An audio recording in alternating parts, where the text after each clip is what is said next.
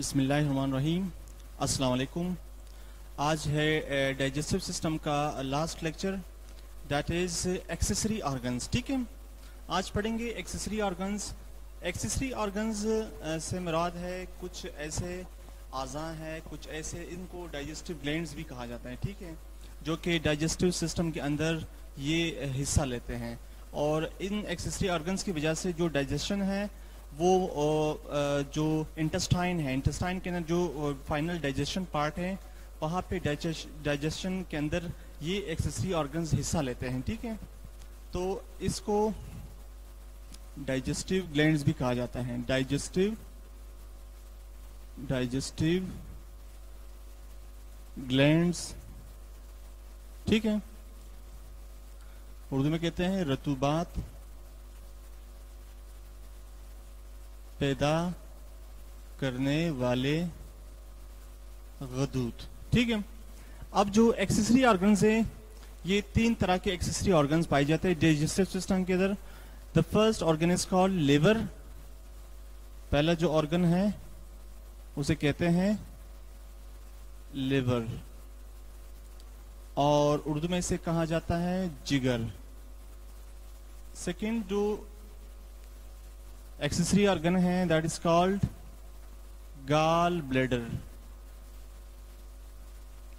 Gall bladder से मुराद है पीता। ठीक है, और थर्ड जो एक्सेसरी ऑर्गन है, that is called pancreas. Pancreas से मुराद है लबलबा, उर्दू में लबलबा कहते हैं इसे। ठीक है, अब मैं यहाँ पे एक स्ट्रक्चर ड्रॉ करता हूँ, और उस स्ट्रक्चर के अंदर ये सारे जो तीन एक्सेसरी ऑर्गन्स हैं, सारे मैं यहाँ पे इस स्ट्रक्चर के अंदर मैं एक्सप्लेन करता हूँ। ठीक है, इससे मजीद और भी इजी हो जाएगा। लेट्स सपोज ये मैं बना रहा हूँ डायग्राम जिगर का। ठीक है,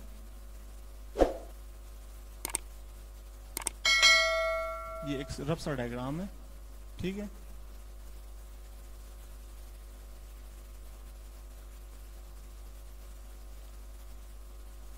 ये है लीवर,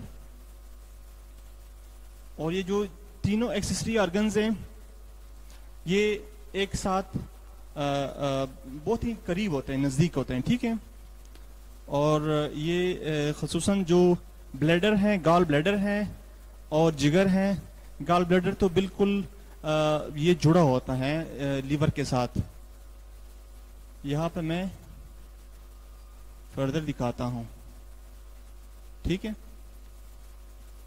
ये है लीवर,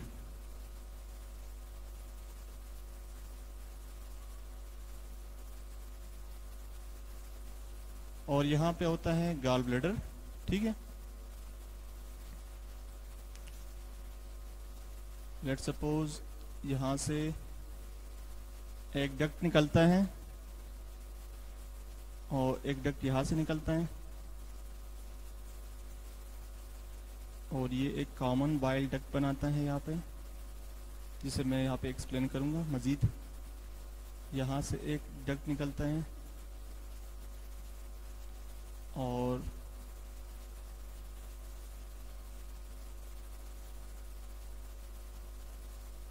इस पार्ट के साथ जो है ना, ये अटैच। ठीक है, यहाँ पे नीचे जो होता है पैंक्रियाज होता है। Pancreas, this is called pancreas.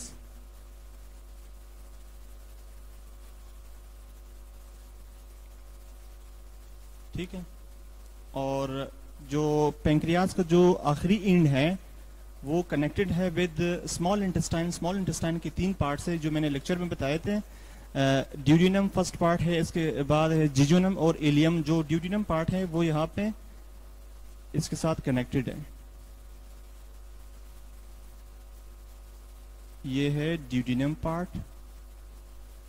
ठीक है, ये हुआ ड्यूडिनम पार्ट। ठीक है, अब यहाँ पे ये एक पैंक्रियाज के अंदर एक डक्ट होता है जिसे पैंक्रियाटिक डक्ट कहते हैं। छोटा सा एक डक्ट होता है, इस डक्ट के जरिए रतूबत अंदर दाखिल होती है पैंक्रियाज के अंदर, ड्यूडिनम के अंदर। ठीक है, यहाँ से ये रतूबत दाखिल होती है और जिस सुराख से दाखिल होती है उस सुराख को एम्प्यूला कहते हैं। एम्प्यूला, ये है कॉमन बाइल डक्ट। ये दोनों एक ही सुराख से अपनी रतूबत दाखिल करते हैं। ठीक है, मैं इसको डायग्राम को लेबल करता हूं। ये है liver, this part is called, इसको कहते हैं लीवर, जिगर। अब जो लीवर है, लीवर के बेसिकली दो हिस्से होते हैं। ठीक है, और लीवर कहाँ पे मौजूद होता है? लीवर पेट के अंदर होता है और पेट के बालाई हिस्से में ये दाएं तरफ डायफ्राम के साथ जुड़ा होता है। और इसका जो इसकी जो लंबाई है तकरीबन ये जो स्टोमक है, इसकी जो राइट लोब की लंबाई है वो छोटा होता है और जो लिफ्ट राइट की लंबी होती है और लिफ्ट की छोटी होती है। इस हिस्से को लिफ्ट लोब कहा जाता है। मैं यहाँ पे लिखता हूँ लिफ्ट लोब। अब लोब से मुराद है लोथड़ा। ठीक है, उर्दू में इसे लोथड़ा कहते हैं।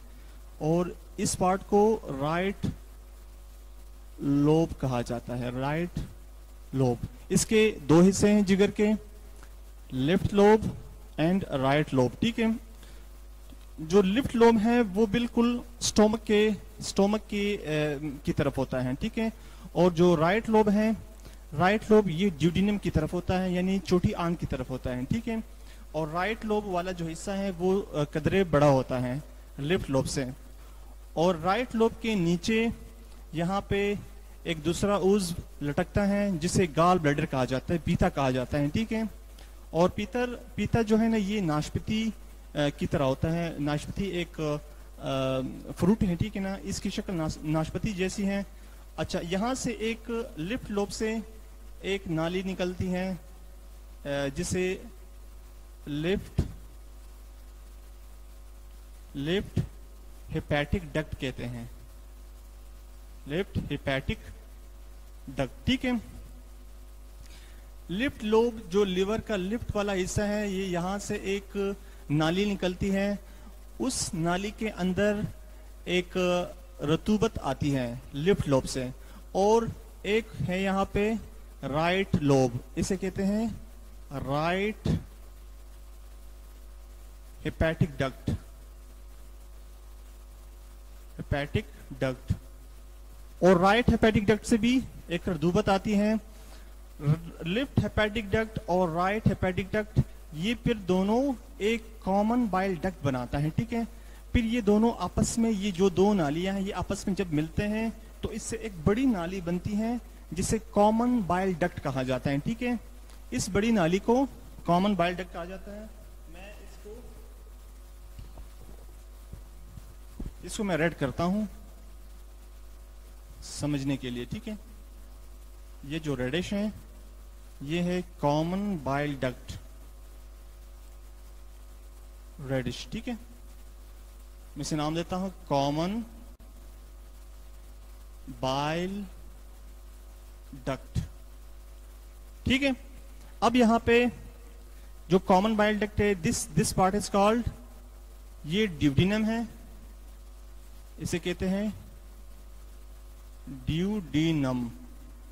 ड्यूडिनम ये छोटी आंत है, छोटी आंत का जो पहला हिस्सा है ड्यूडिनम।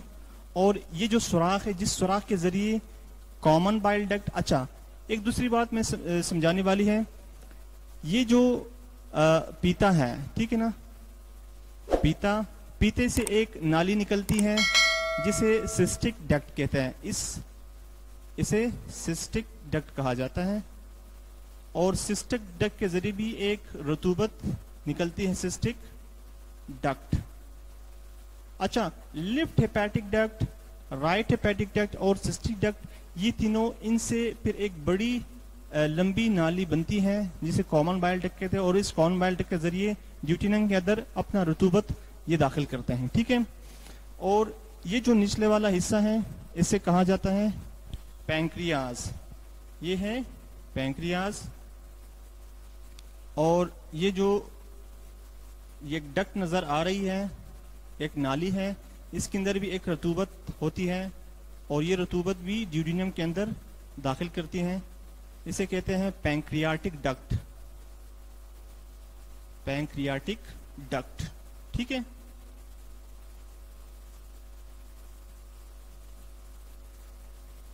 Pancreatic duct. और ये जिस सुराख के जरिए ड्यूटेनम के अंदर ये खुलती है, इस सुराख को एम्प्यूला कहा जाता है, एम्प्यूला यानी छोटी आंत में सुराख। और इस सुराख के जरिए पैंक्रियाटिक डक्ट और कॉमन बाइल डक्ट इस ड्यूटेनम के अंदर दाखिल होते हैं।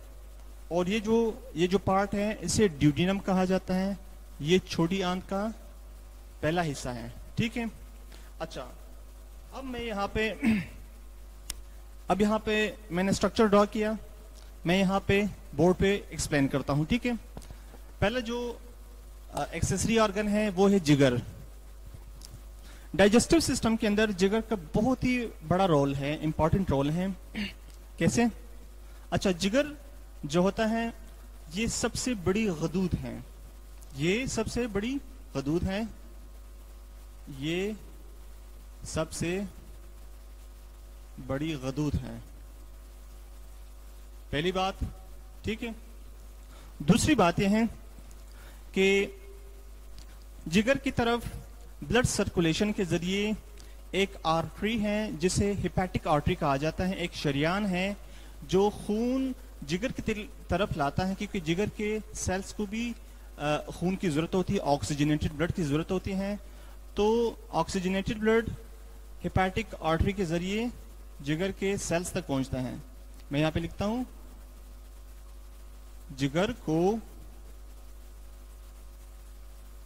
ऑक्सीजन वाला खून हेपेटिक आर्टरी,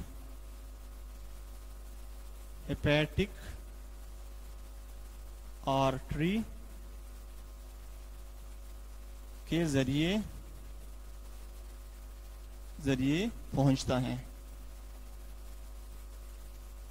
अच्छा, दूसरी बात समझाने वाली कि कुछ ऐसे ऑर्गन्स हैं, कुछ ऐसे अज़ा हैं जिस्म के अंदर, सच एज स्टोमक हो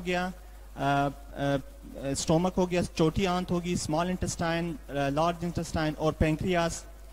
ये जो अपना खून है, ये अपना खून एक वेन के जरिए, पोर्टल वेन के जरिए लीवर तक अपना खून पहुंचाता है। और इस खून के अंदर क्या होता है, बेसिकली इस खून पहुंचाने का मकसद ये होता है कि लीवर के जो लीवर है, लीवर के सेल्स हैं, उनको ग़िज़ा की ज़रूरत होती है, उनको खुराक की ज़रूरत होती है। तो लिवर या तो उस खुराक को स्टोर करता है या उसमें तब्दीली लाता है ताकि जिस्म उस खुराक को आसानी से इस्तेमाल कर सके, ठीक है। तो ये एक बात जो है ना, ये पोर्टल सर्कुलेशन के अंदर मैंने समझाया था कि पोर्टल सर्कुलेशन के जरिए क्या होता है। मैं यहाँ पे लिखता हूँ, पोर्टल वेन के जरिए कुछ आज़ा, मसलन, ठीक है, मसलन स्टोमक हो गया, इसके अलावा पैंक्रियाज हो गया जिसे कहते हैं लबलबा, और स्मॉल इंटेस्टाइन छोटी आंत, और बड़ी आंत लार्ज इंटेस्टाइन।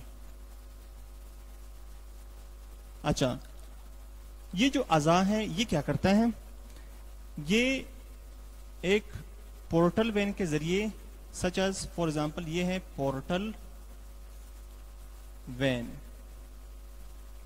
ये पोर्टल वेन के जरिए क्या करता है, लीवर की तरफ ये खून बेचता है, ठीक है ना, और उस खून के अंदर खुराक से भरपूर खून होता है, खून के अंदर खुराक के ज़रात होते हैं, क्योंकि जिगर को भी खुराक की ज़रूरत होती है। यहाँ पे मेरा मकसद समझाने का पोर्टल सर्कुलेशन मेरा मकसद समझाना नहीं है, यहाँ पे समझाने का मकसद ये है कि फूड डिस्ट्रीब्यूशन कैसे होता है, कैसे खुराक पहुँचता है लीवर की तरफ, और लीवर उस खुराक के या तो उसको स्टोर करता है या उसमें कुछ तब्दीली लाता है, केमिकल उसके अंदर मॉडिफिकेशन करता है, तब्दीली लाता है, जिसकी वजह से फिर वो आसानी से जिस्म के जो सेल्स है उसको यूटिलाइज कर सकता है, उसे इस्तेमाल कर सकता है, ठीक है। तो पोर्टल वेन के जरिए ये पहुंचता है जिगर की तरफ, ठीक है ना। अब जिगर क्या करता है, या तो जिगर उसे स्टोर करता है, ठीक है ना, पोर्टल वेन के जरिए, या तो उसे स्टोर करता है, किसको स्टोर करता है, खुराक को, ठीक है ना। ये खुराक के ज़रात पहुंचते हैं पोर्टल वेन के जरिए लीवर की तरफ। लीवर या तो उसे स्टोर करता है या उसमें कीमियाई तब्दीली करता है ताकि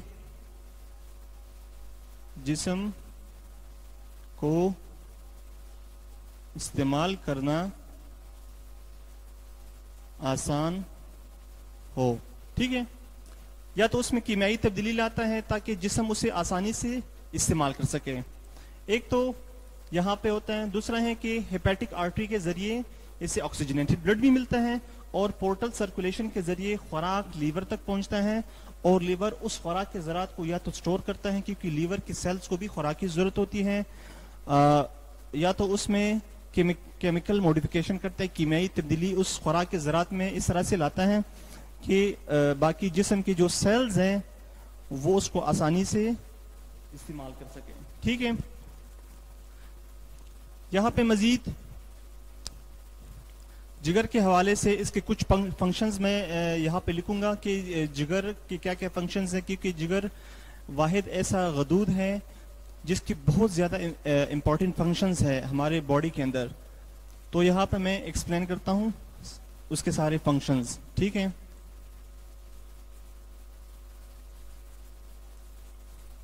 अच्छा, पहला जो फंक्शन है, इंपॉर्टेंट फंक्शन जो लीवर का है, दैट इज मेटाबॉलिज्म। मेटाबॉलिज्म के अंदर ये हिस्सा लेता है, ठीक है। इसका बड़ा फंक्शन है, मैं यहां पे लिखता हूं फंक्शंस ऑफ लीवर। पहला जो फंक्शन है वो है मेटाबॉलिज्म। अच्छा, इसको मैं एक्सप्लेन करता हूं। अच्छा, खुराक के जो ज़रात हैं, लीवर क्या करता है, मैंने पहले भी यहाँ पे समझाया कि खुराक के ज़रात लीवर उसमें तब्दीली लाता है, और तब्दीली इसलिए लाता है ताकि वो जिस्म उसको आसानी से इस्तेमाल कर सके और वो जिस्म के अंदर जज़ब हो जाए। तो इस प्रोसेस को मेटाबॉलिज्म कहते हैं, ठीक है। तो मैं यहाँ पे लिखता हूं जिगर खुराक के ज़रात में तब्दीली लाता है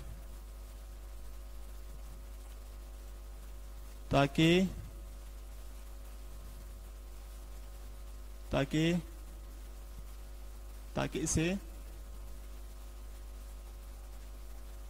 जिस्म में,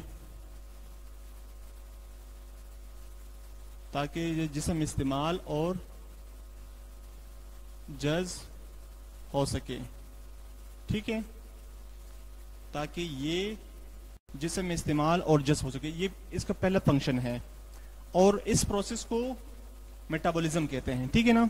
मेटाबॉलिज्म के प्रोसेस के जरिए खुराक के ज़रात में कुछ तब्दीलियां लाता है, क्योंकि जिगर का मेन काम क्या है, ये खाम खुराक को पुख्ता करता है, ठीक है।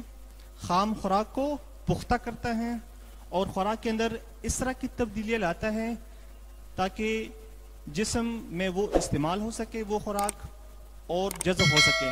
पोर्टल सर्कुलेशन के ज़रिए क्या होता है कि stomach, intestine, small intestine, large intestine, pancreas, उनकी तरफ से जो खुराक है वो पोर्टल सर्कुलेशन के ज़रिए जिगर की तरफ इसीलिए तो आता है ताकि जिगर उसके अंदर, उस खुराक के अंदर कीमियाई तब्दीली लाएं और ताकि वो ब्लड सर्कुलेशन के ज़रिए जब खुराक सारे सेल्स, सारे टिश्यूज़ तक पहुंचती हैं ताकि वो खुराक वो सेल्स उसको यूज़ कर सके, उसको इस्तेमाल कर सके। ठीक है, तो ये सबसे बड़ा फंक्शन है जिगर का। सेकेंड जो फंक्शन है वो है मॉडिफिकेशन।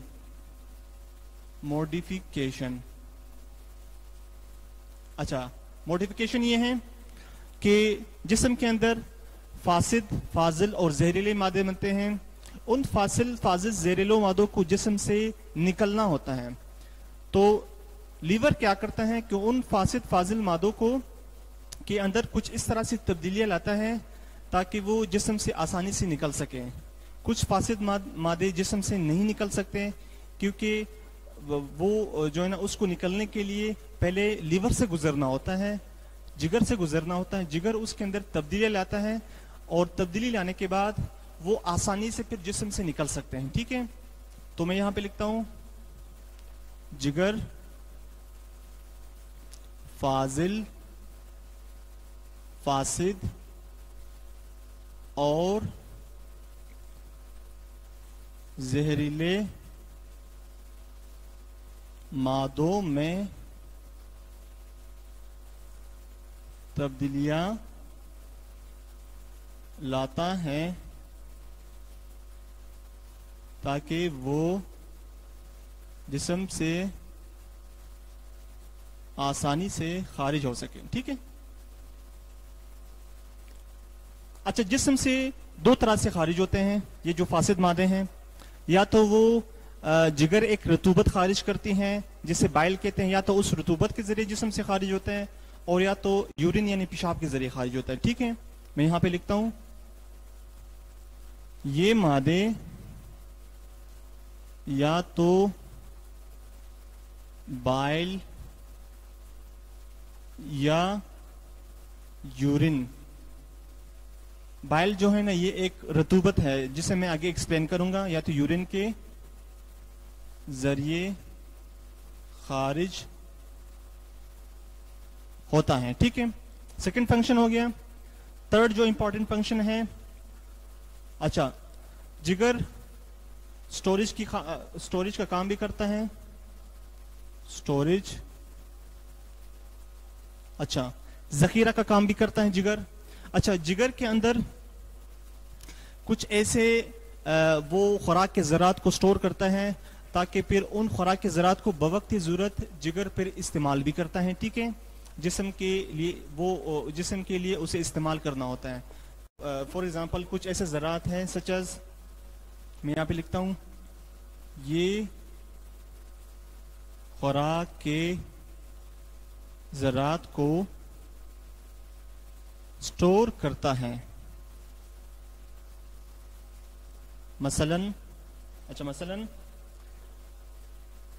ये चिकनाई जिसे फैट्स कहते हैं, फैट्स को स्टोर करता है। अच्छा, ये विटामिन ए और विटामिन डी को भी स्टोर करता है। ठीक है ना, ये लिपिड सॉल्युबल विटामिन है, ये विटामिन ए और विटामिन बी को भी स्टोर करता है। ठीक है, और इसके अलावा आयरन को भी स्टोर करता है, आयरन को भी स्टोर करता है। ठीक है, ये इसका थर्ड फंक्शन है। अच्छा, इसके अलावा ग्लूकोज एक कार्बोहाइड्रेट्स है, सिंपल शुगर भी इसको कहते हैं। ठीक है, अच्छा, ग्लूकोज ये ग्लूकोज को ग्लाइकोजन की शक्ल में, ग्लाइकोजन फॉर्म में ग्लूकोज को स्टोर करता है। और जब जिस्म में ग्लूकोज की जरूरत पड़ जाती है, जिस्म के सेल्स को ग्लूकोज की जरूरत होती है, तो फिर उस ग्लाइकोजन को जो इसने स्टोर किया है, ग्लाइकोजन को दोबारा ये ग्लूकोज में कन्वर्ट करता है और जिस्म के सेल्स उसे यूज करते हैं। तो ग्लूकोज को भी मैं लिखता हूं, ये ग्लूकोज को तब्दील करके ग्लाइकोजन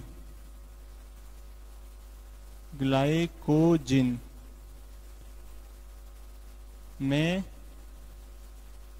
ग्लाइकोजन की शक्ल में स्टोर करता है, की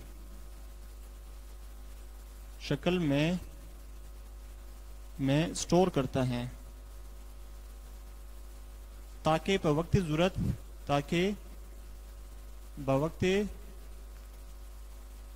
जरूरत इस्तेमाल हो सके। ठीक है,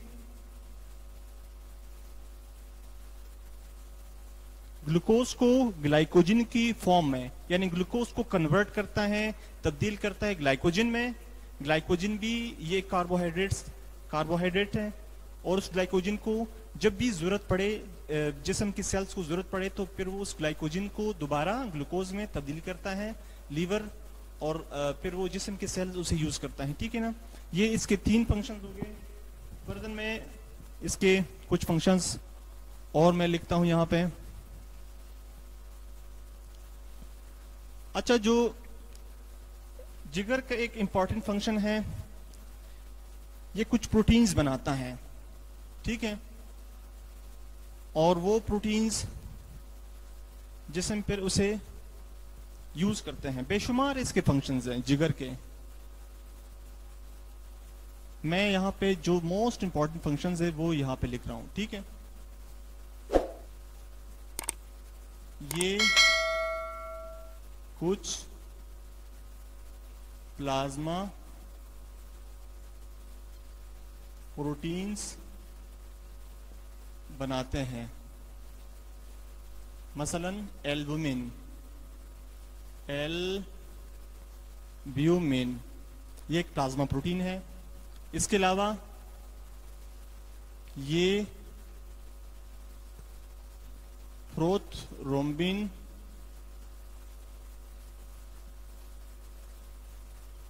फिब्रिनोजिन,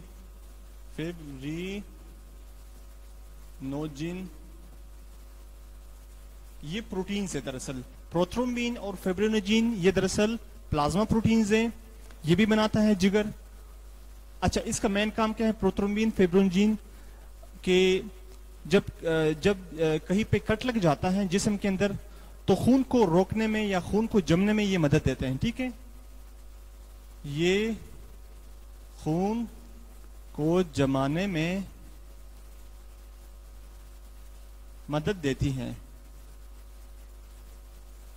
ठीक है, अच्छा, इसके अलावा जो इसका एक फंक्शन है, ये बाइल बनाता है, ये एक रतूबत खारिज करती हैं। ये रतूबत खारिज करती हैं, जिसे बाइल कहते हैं। अच्छा, इस रतूबत का काम क्या है?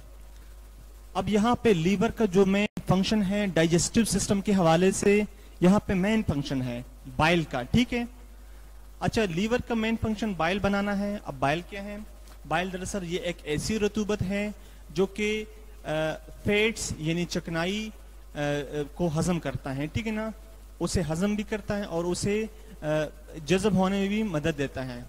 जितनी भी खुराक के अंदर फैट्स होते हैं, जितनी तरह की भी फैट्स होते हैं, तो बाइल उसको हजम करने और जज़ब होने में मदद देता है।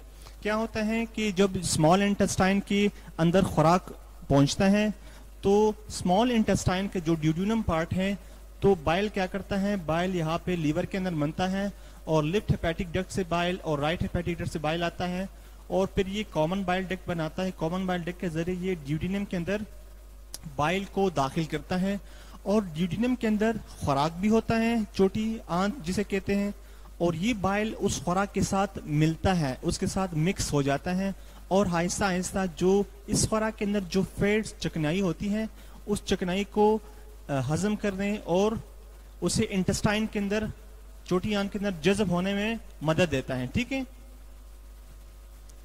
ये मैं यहां पे लिखता हूं, ये फैट्स यानी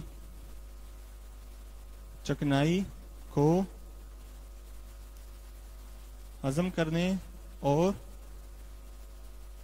जज़ब होने में मदद करता है। ठीक है ना। इसके अलावा एक फंक्शन है कि बच्चा जब माँ के पेट में होता है, इसको फीटल लाइफ कहते हैं, उस टाइम ये फीटस होता है। तो फीटस लाइफ में जो बच्चा होता है उसके अंदर जो रेड ब्लड सेल्स हैं उसकी प्रोडक्शन भी करता है, रेड ब्लड सेल्स को भी बनाता है। मैं यहां पे लिखता हूं, ये बच्चे की फीटल लाइफ में आरबीसीज, जो सुर्ख खुलिये होते हैं, आरबीसीज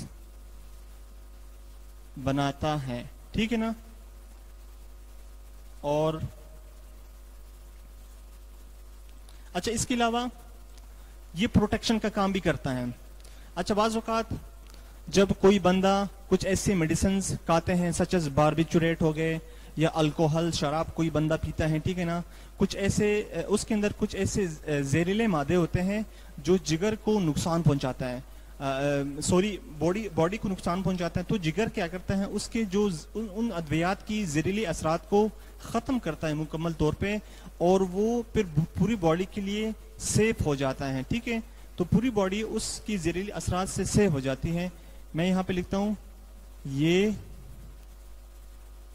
बचाव के इक़दामात करता है। मसलन कुछ अद्वियात सच एज बारबिचुरेट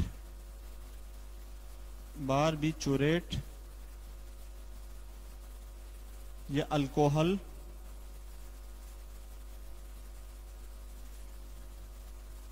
के मुज़िर असरात को मुकम्मल खत्म करता है। ठीक है, तो ये कुछ फंक्शंस हो गए। और ये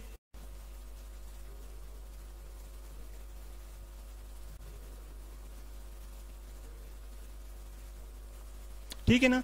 अब ये जो इसका जो मेन फंक्शन था, ये बचाव के इक़दाम करता है, सच एज बारबिचुरेट और अल्कोहल को खत्म करता है। ठीक है, तो ये इंपॉर्टेंट फंक्शंस थे लीवर के। तो लीवर के ये फंक्शंस याद रखने हैं, क्योंकि एग्जाम में आ सकता है कि describe the functions of liver, जिगर के फंक्शंस लिखें। ठीक है ना, जिगर के अफ़ाल तहरीर करें, तो फिर इसके ऊपर आप ये कुछ इसके फंक्शंस लिख सकते हैं आप। ठीक है, अब इसके बाद मैं एक्सप्लेन करूंगा दूसरा जो इसका एक्सेसरी ऑर्गन है, दैट इज गॉल ब्लैडर, पीता। ठीक है,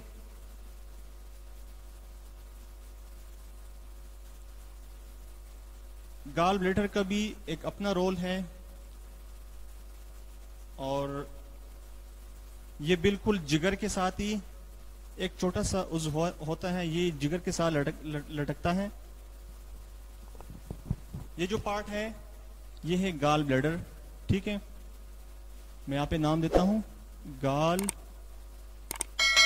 ब्लैडर यानी पीता।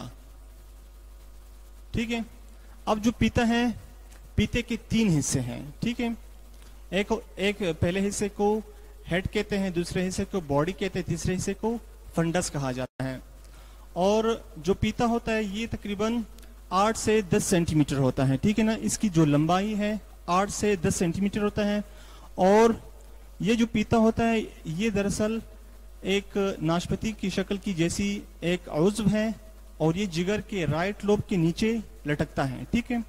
और इसकी जो खासियत है ये बिल्कुल एक थैले जैसी है, एक थैलीनुमा साख्त है, और इसके अंदर एक माया होता है और वो माया इसके अंदर आर्जी तौर पे स्टोर होता है, ठीक है ना।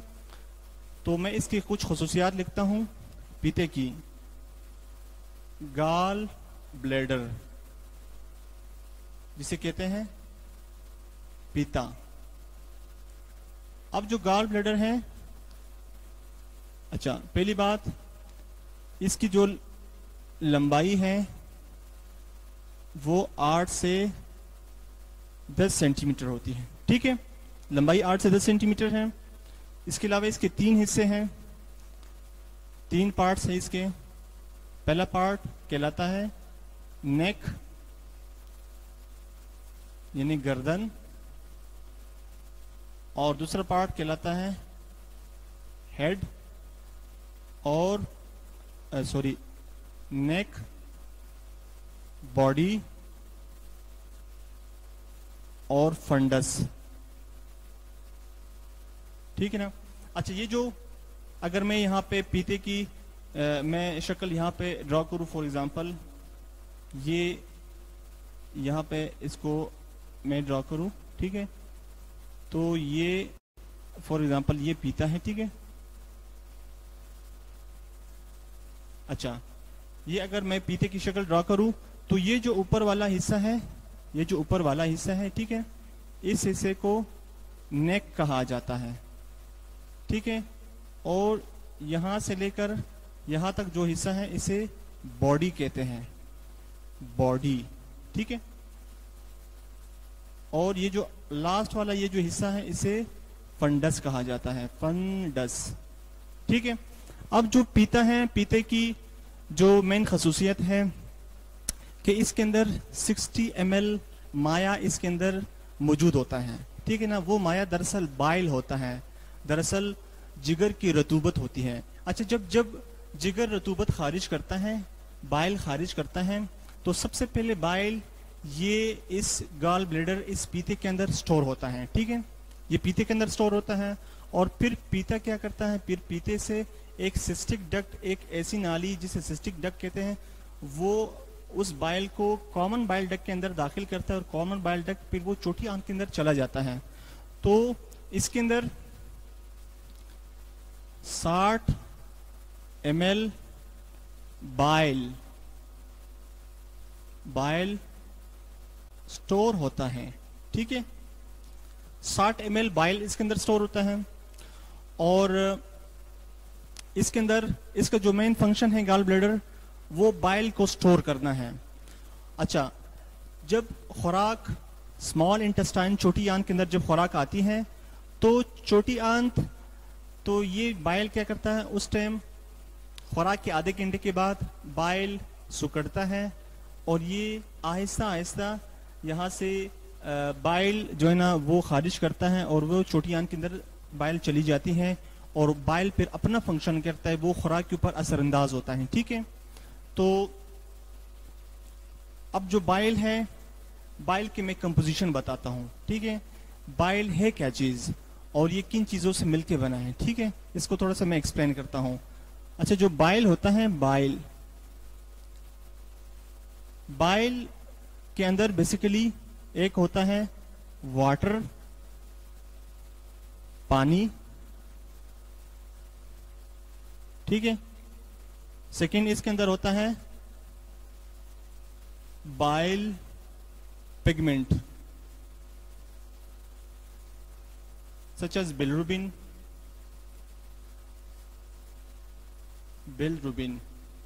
अच्छा ये जो बाइल पिगमेंट है, बाइल पिगमेंट दरअसल जब हीमोग्लोबिन की ब्रेक डाउन होती है, हीमोग्लोबिन की जब ब्रेक डाउन होती है तो उससे एक फासिद मादा बिलरुबिन कहते हैं वो निकलता है और उस बिलरुबिन को फिर जिगर क्या करता है कि बाइल के अंदर उसे दाखिल करके बाइल के जरिए जिस्म से खारिज करता है। तो बाइल, इसको बाइल पिगमेंट कहा जाता है। इसके अलावा इसके अंदर होता है बाइल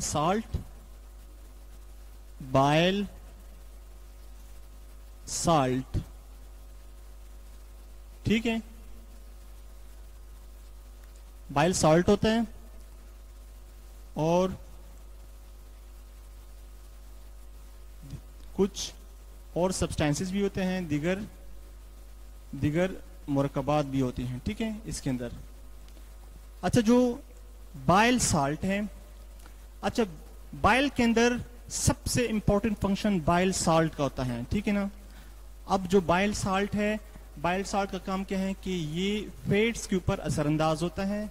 जब खुराक छोटी आंत में पहुंचती है तो फैट्स के ऊपर बाइल साल्ट असरअंदाज होता है, और बाइल साल्ट क्या करता है कि उसे एक तो हजम करता है उस चिकनाई को, और दूसरे उसे जज़ब होने में मदद देता है, ठीक है ना। छोटी आंत के अंदर उसे जज़ब होने में मदद देता है। तो ये बाइल साल्ट दरअसल ये सब्ज रंग की होती है और ये चिकनाई को हजम और जज़ब करने में मदद करता है, ठीक है ना। This was the function of bile. और बाइल कहाँ पे स्टोर होता है? गाल ब्लैडर के अंदर स्टोर होता है बाइल। और गाल ब्लैडर का इंपॉर्टेंट फंक्शन भी यही है कि वो उसके अंदर अपना कुछ, ये दरअसल एक थैलीनुमा होता है, एक थैली जैसा स्ट्रक्चर है, जस्ट ये इस बाइल को स्टोर करता है। और वक्फे वक्फे से स्टोमक के कारकर्दगी को देखते हुए, मैदे की कारकर्दगी को देखते हुए, ये एकदम भी बाइल खारिज नहीं करता स्मॉल इंटेस्टाइन के अंदर। जब जैसे जैसे खुराक थोड़ा थोड़ा करके मैदे से छोटी आंत में आती है तो फिर ये जिगर से बाइल जाता है, पीते के अंदर स्टोर होता है गाल ब्लैडर के अंदर, और फिर गाल ब्लैडर आहिस्ता आहिस्ता सुकड़ता है और ये थोड़ा थोड़ा करके ये बाइल को छोटी आंत के अंदर दाखिल करता है, और छोटी आंत के अंदर खुराक के साथ ये मिक्स होता है, ठीक है ना, मिलता है। तो फिर क्या करता है, फिर ये अपना रोल अदा करता है, उस फैट्स को, उस चिकनाई को हजम करता है, और उसके साथ साथ उसे छोटी आंत के अंदर जज़ब होने में भी मदद देती है। क्योंकि छोटी आंत के अंदर दो फंक्शंस होते हैं, एक तो डाइजेशन होता है और दूसरा एब्जॉर्प्शन होता है, जज़ब होता है। तो एब्जॉर्प्शन ऑफ फूड की एब्जॉर्प्शन के अंदर बाइल इंपॉर्टेंट रोल अदा करता है। This was all about gall bladder. अब इसके बाद जो थर्ड स्ट्रक्चर है यहाँ पे, दैट इज पैंक्रियाज। पैंक्रियाज का भी एक अपना रोल है डाइजेशन के अंदर, ठीक है। तो मैं यहाँ पे सबसे पहले पैंक्रियाज लिखता हूं, उसका थोड़ा सा मैंने इस स्ट्रक्चर तो यहाँ पे बनाया है, उसे थोड़ा सा एक्सप्लेन करता हूं। अच्छा, पैंक्रियाज के भी तीन हिस्से होते हैं। जो पहला हिस्सा है, इस हिस्से को हेड कहते हैं, हेड। और यहां से लेकर यहां तक जो हिस्सा है उसे बॉडी कहा जाता है। और ये जो आखिरी हिस्सा है इसको टेल कहते हैं, टेल, दुम, ठीक है। टेल, बॉडी एंड हेड, इसके तीन हिस्से होते हैं पैंक्रियाज के।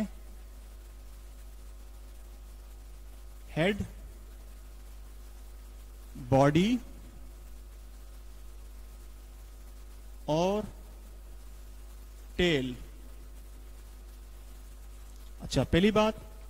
दूसरी बात यह है कि पैंक्रियाज जो है ये छोटी आंत के साथ मिला होता है, और पैंक्रियाज की जो टेल है, टेल के ऊपर यहां पे स्प्लीन होता है, यहाँ पे एक हिस्सा होता है जिसे कहते हैं स्प्लीन,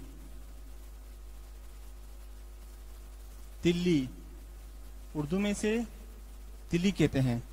एक हिस्से के एक कोने पे यहाँ पे तिल्ली होती है और दूसरे कोने में इसकी स्मॉल इंटेस्टाइन ड्यूडिनम होता है।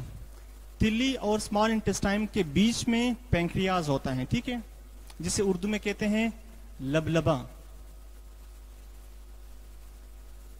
पैंक्रियाज का मतलब है लबलबा, ठीक है ना। इसके 3 हिस्से होते हैं और इसकी जो लंबाई है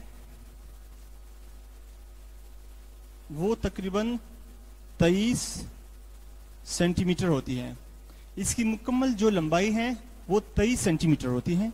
ठीक है, अब पैंक्रियास के 2 इंपॉर्टेंट फंक्शंस हैं। अच्छा, पहला फंक्शन कि ये 2 तरह के फंक्शंस करते हैं। पहला फंक्शन है कि ये एक ऐसा रतूबत खारिज करता है जो कि खून के अंदर शामिल होता है।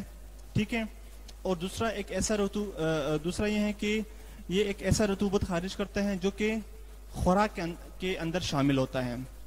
एक रतूबत खून के अंदर शामिल होता है जो कि अपना फंक्शन खून के अंदर करता है। दूसरा रतूबत जो खुराक के अंदर शामिल होता है और वो अपना फंक्शन डाइजेशन के अंदर करता है। तो इसका एक फंक्शन डाइजेशन के हवाले से है और दूसरा फंक्शन जो है ना वो खून के अंदर एक अलग सा इसका फंक्शन है जो मैं यहाँ पे इसको एक्सप्लेन करूंगा। ठीक है, तो मैं यहाँ पे इसका फंक्शन एक्सप्लेन करता हूँ। पैंक्रियास के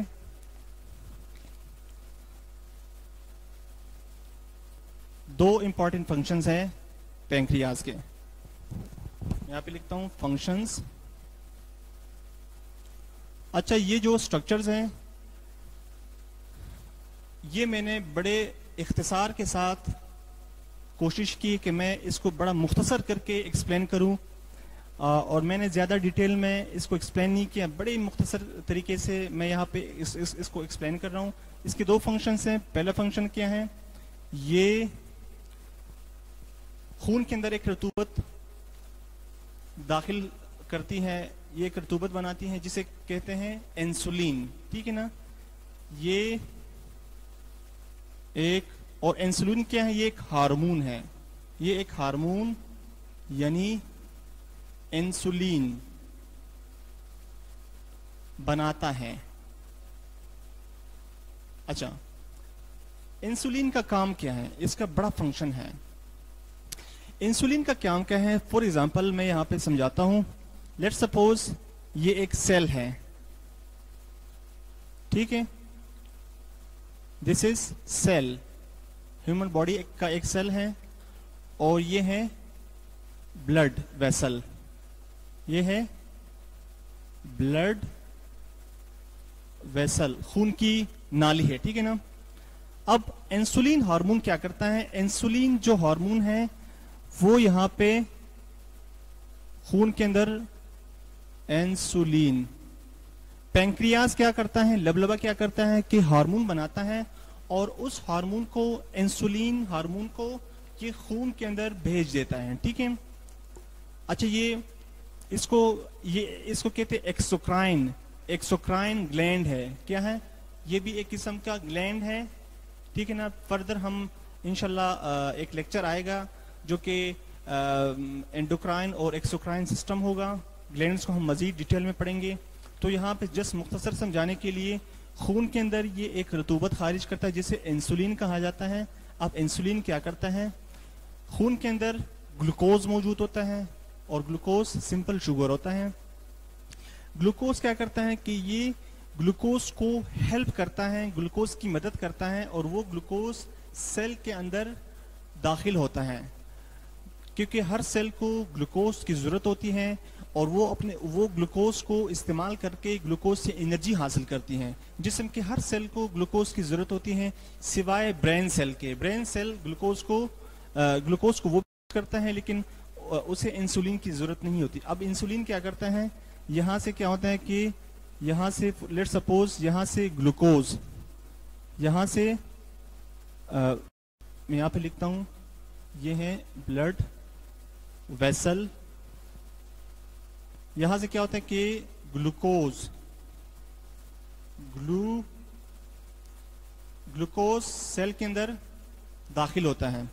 जैसे जैसे ग्लूकोज सेल के अंदर दाखिल होता है तो ग्लूकोज की मिकदार खून से कम होती है और सेल के अंदर ग्लूकोज, सेल मेम्ब्रेन के जरिए सेल के अंदर ग्लूकोज शामिल होता है। ठीक है, तो ये इंसुलिन क्या करता है कि ग्लूकोज को जज़ब होने में मदद देता है, सेल के अंदर ग्लूकोज को जज़ब होने में मदद देता है।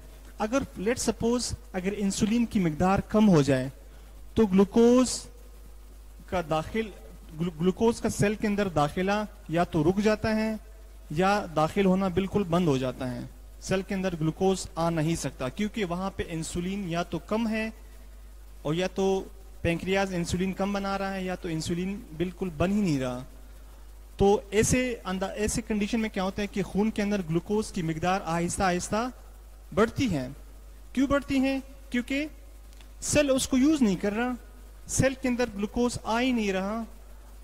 क्यों नहीं आ रहा? क्योंकि इंसुलिन नहीं है, और इंसुलिन का काम क्या है कि ग्लूकोज को सेल के अंदर इंटर होने में हेल्प करता है। ठीक है, तो ग्लूकोज का लेवल बढ़ता है। जैसे जैसे ग्लूकोज का लेवल बढ़ता है तो एक मेडिकल कंडीशन बनता है, एक बीमारी बनती है जिसे शुगर की बीमारी कहा जाता है। तो जिन लोगों को शुगर की बीमारी होती है उनके अंदर या तो इंसुलिन कम बनता है या तो इंसुलिन बिल्कुल बनता ही नहीं है। तो ऐसे लोगों को ज़ियाबतीस या शुगर की बीमारी कहते हैं, जिसके अंदर ग्लूकोज का लेवल बढ़ता है। तो इंसुलिन का सबसे इंपॉर्टेंट फंक्शन क्या है? इंसुलिन, मैं यहां पे लिखता हूं इंसुलिन ग्लूकोज के लेवल को बरकरार रखता है और ये ग्लूकोज को सेल में दाखिल होने में मदद देता है। अच्छा, एक ब्रेन सेल्स होते हैं, दिमाग के सेल, क्योंकि दिमाग के सेल्स को भी ग्लूकोज की जरूरत होती है क्योंकि ग्लूकोज की वजह से एनर्जी हासिल होती है। सिर्फ दिमाग के सेल्स के अंदर जो है ना वो वहां पे इंसुलिन उसे ग्लूकोज इंटर होने में, दिमाग के सेल्स में ग्लूकोज इंटर होने में इंसुलिन की जरूरत नहीं होती। इसके अलावा जो सबसे ज्यादा सेल्स जिसे मसल सेल्स कहते हैं, मसल सेल्स को सबसे ज्यादा ग्लूकोज की जरूरत होती है, एनर्जी की जरूरत होती है। हम मसल्स को ज्यादा यूज करते हैं, ठीक है ना, एक्सरसाइज में यूज करते हैं, बोलने में यूज करते हैं, चलने फिरने में मसल ज्यादा यूज होते हैं। तो सबसे ज्यादा जो मसल सेल्स हैं उसको ग्लूकोज की जरूरत होती है, और ग्लूकोज के फंक्शन के लिए, ग्लूकोज के एंट्री इनटू द सेल, उसके लिए इंसुलिन बहुत ज्यादा जरूरी है। जितना बंदा चलता फिरता है उतना ज्यादा इंसुलिन भी बढ़ता है, उतना ज्यादा पैंक्रियाज काम करता है, और जितना ज्यादा पैंक्रियाज काम करेंगे ग्लूकोज की लेवल उतना ही कम रहता है ब्लड के अंदर। ठीक है, तो ये इसका एक फंक्शन है। और जो दूसरा फंक्शन है वो डाइजेशन के हवाले से मैं बताता हूं। ये एक जूस बनाता है जिसे पैंक्रियाटिक जूस कहते हैं। ये एक खास किस्म की रतूबत है। सेकंड फंक्शन है इसका, ये खास किस्म की रतूबत बनाती है जिसे पैंक्रियाटिक जूस कहते हैं।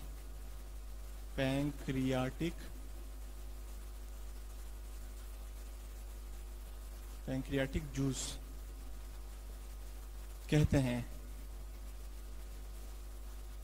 और इसमें मुख्तलिफ एंजाइम्स होते हैं, मसलन लाइपेज, अमाइलेज,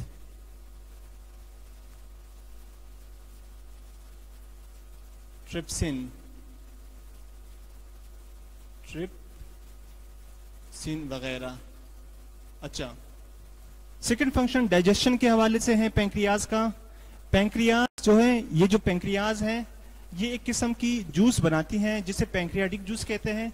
और पैंक्रियाटिक जूस, इस पैंक्रियाज के अंदर जो सेल्स होते हैं, खसूसन पैंक्रियाटिक जूस जो है ना, पैंक्रियाटिक, मैं यहां पे लिखता हूं पैंक्रियाटिक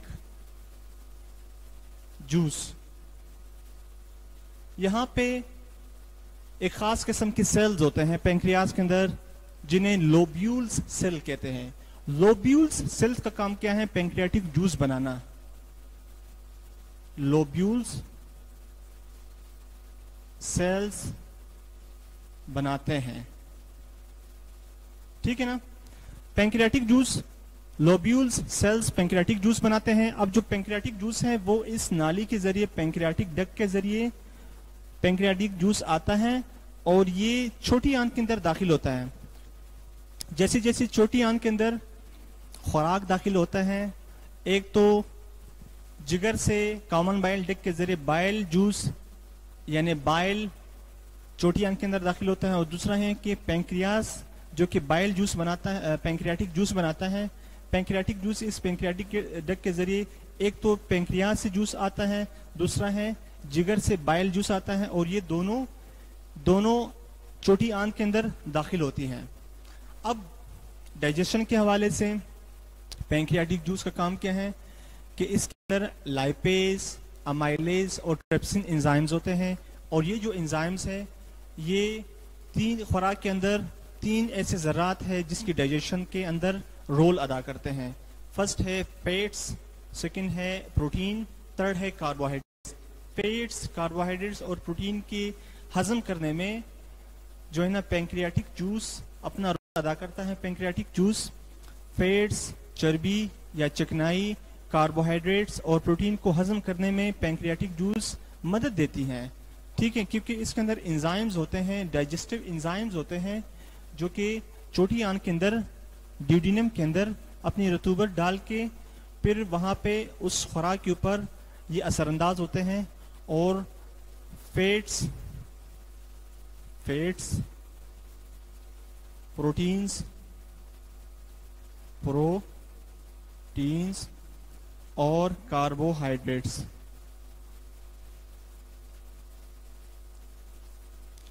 इनको डाइजेस्ट करने में पैंक्रियाटिक जूस अपना रोल अदा करते हैं।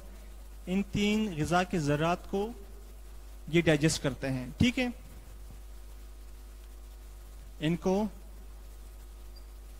हजम करते हैं। तो ये पैंक्रियाज का सेकंड फंक्शन है, ठीक है, और ये इंपॉर्टेंट फंक्शन है। जिन लोगों के पैंक्रियाज सही तरह से काम नहीं करते हैं तो उन लोगों के अंदर खुराक की डाइजेशन भी सही तरह से नहीं होती। तो ये तीन एक्सेसरी ऑर्गन्स थे जो कि इम्पॉर्टेंट है, इनको याद रखना बहुत ही ज़रूरी है। फॉर एग्जांपल अगर इस तरह से क्वेश्चन आ जाए, लेट सपोज कि राइट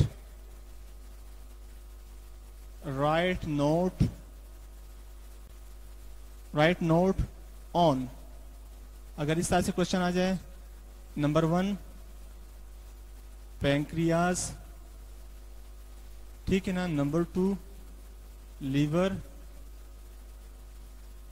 नंबर 3 गाल ब्लैडर।